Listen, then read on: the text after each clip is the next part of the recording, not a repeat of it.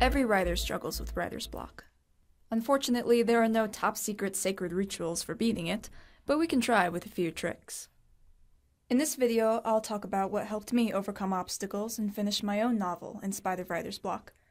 Keep in mind that some things might not work for you, but try them out and see what you like. Practice does make perfect after all. Before you start writing, you should know your main character inside and out. If you don't, the story will be inconsistent and you'll get stuck. I like to have something outside my head to look at. This is early concept art of Kate, the main character in my book Whispers. Here I can see some of her style, her skepticism, and love of food. Personality is important. How the characters react to different situations will drive your story forward. For instance, Kate wants to live as average and normal a life as possible. That is put into jeopardy when she gets attacked by a demon. Her reaction is to pretend it didn't happen, and cue problems. Personality leads to motivation, which then leads to conflict when those motivations clash. Once you have conflict, voila, a story is born.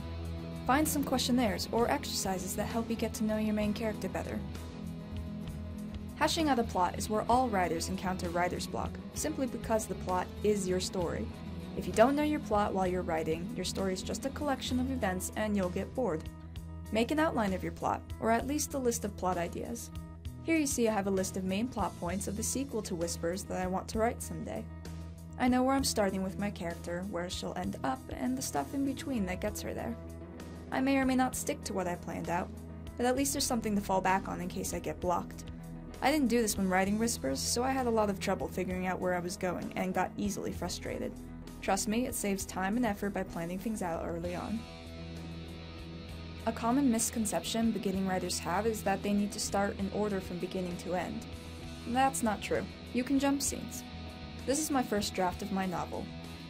What I mean by jumping scenes is that if you get stuck at a certain point in your story, move on to a different scene and continue writing from there. For example, I didn't write the prologue until halfway through the novel. Don't get stuck just because you don't know how to start. Skip the beginning and start somewhere else. Another example, I had trouble with a transition scene. At this point in the story, my main character has gone underground to some place called Windfall. I wasn't sure what I wanted Kate to see yet, so I moved on to a different scene. Moral of the story, you can shun writer's block. If you're stuck in a scene, put it aside and jump to a different one. You can always go back to it later. Whether it's before or while you're writing, it's extremely useful to have some notes handy. I have a bunch. This helps whenever I get blocked because I review the world building to keep track of different plot elements and gain enough inspiration to continue writing. Let's look at this document for an example. Sometimes there's something very specific that's hard to keep track of. For me, that was Jack. I kept mixing up what he did and how he did them. Jack is a character that never shows up in the actual novel, since he's dead, but his past is intertwined with Kate's present. Making this timeline helped me identify how he tied into my villain's schemes, as well as how he directly or indirectly affected the lives of other characters. Then I went back to my novel and smoothed out any inconsistencies I created in the confusion. Events in my story were properly connected, and I was able to move on to bigger things. Let's say you finished the first draft of your story. No more worrying about writer's block, right? Wrong! It doesn't leave you alone even when you're editing. The best advice I can give you is not to be afraid of making changes. Accept any inconsistencies and fix them.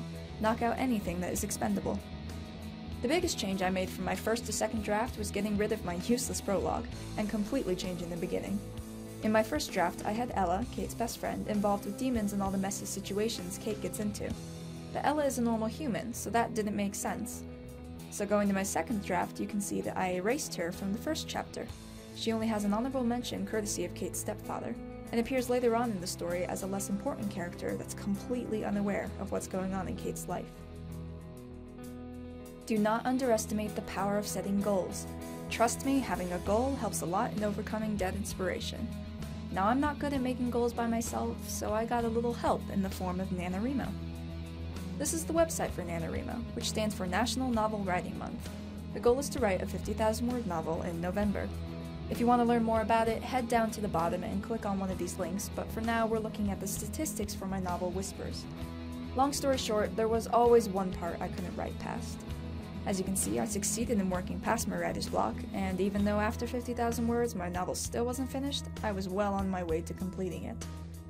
So there you have it. Thanks for watching and good luck with your writing adventures.